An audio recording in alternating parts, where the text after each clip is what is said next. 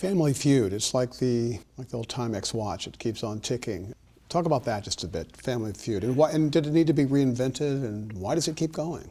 Well, actually, Family Feud to me is, over the last couple of years, has probably become one of my most important projects in my career.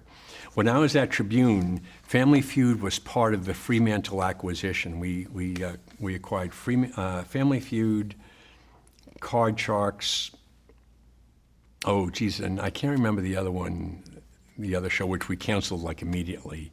But we kept Family Feud because we thought it had some, it was very playable. So when I was at Tribune, it was doing, 2.5, 2.6. It wasn't a top 10 show. It was profitable because we had kind of turned it around. When Cecile took over, she was smart, so she kind of redid the finances on the project. She hammered us a little on the distribution fee. She cut the production costs, and she kept it on the air. And it did pretty well.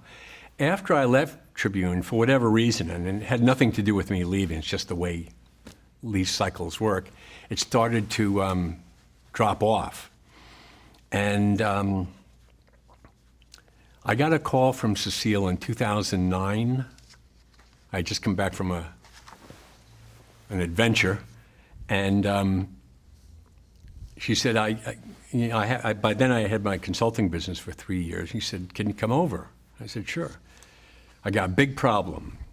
So I walked over and I said, "What's your problem?" She said, "Family Feud is doing a 1.6, and if we don't do something, it won't be on the air next year." Debmar Mercury, who is Marcus we talked about earlier, and his partner Ira Bernstein, who have tremendous success in the market now, they couldn't keep it on the air. So she said, "I need you to take a look at the show and give me a plan, because we need to do something." I said, "Well, you think it's the show?" She said, "No, I don't think it's the show, because we just had spent $100,000 on a research study, and they said the show is fine." I said, "Okay, so give me a couple of weeks." So I called stations, I analyzed the ratings. She signed me a researcher so he could do all the pulling numbers. I looked at the trends and looked at the shows, did a fair amount of work on it. And she thought possibly it was a distribution problem. Maybe it wasn't getting the sales effort it should have. So I made an 18-page report and walked in, and Mort and I think they were ready to come across the desk at me, because they thought I was basically after them. I was going to say a sales job, they're doing a lousy job and they should fire them, which I think was kind of the expectation of the the request. And I said, "Well, it's two things. It's sales and it's the program. The sales is 20% of the problem. The program's 80%.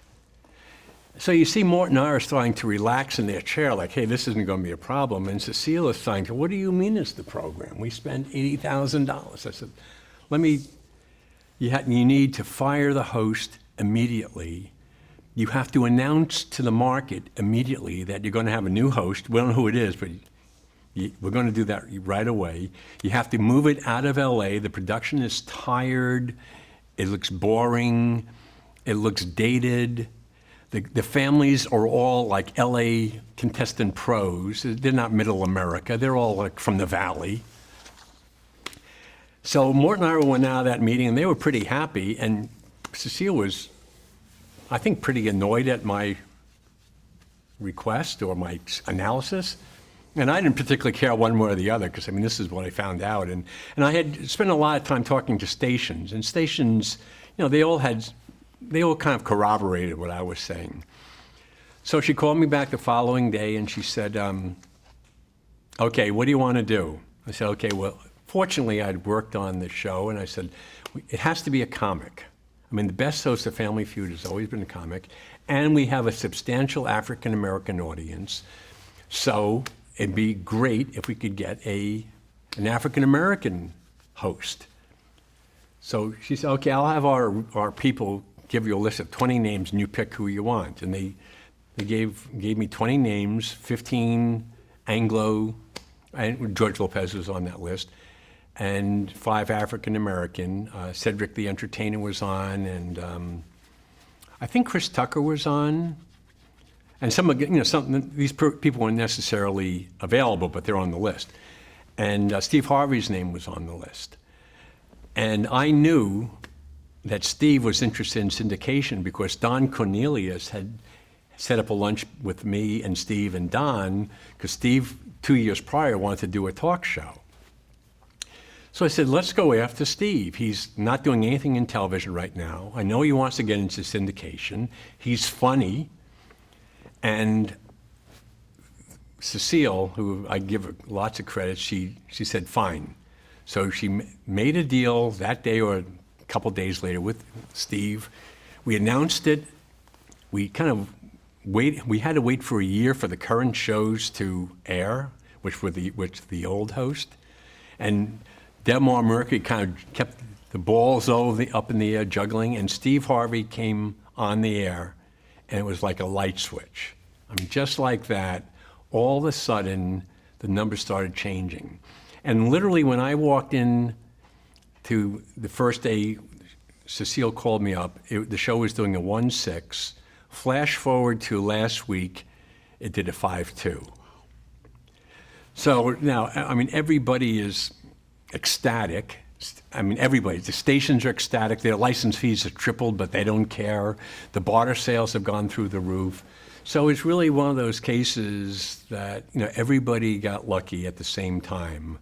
And it's one of those few cases that, you catch lightning in a bottle. You don't do that too often in the business.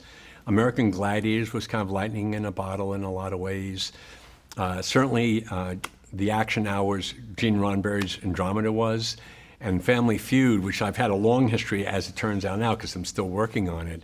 Just one of those things. It's now beating Wheel and Jeopardy in the demos. I mean, who'd have thunk?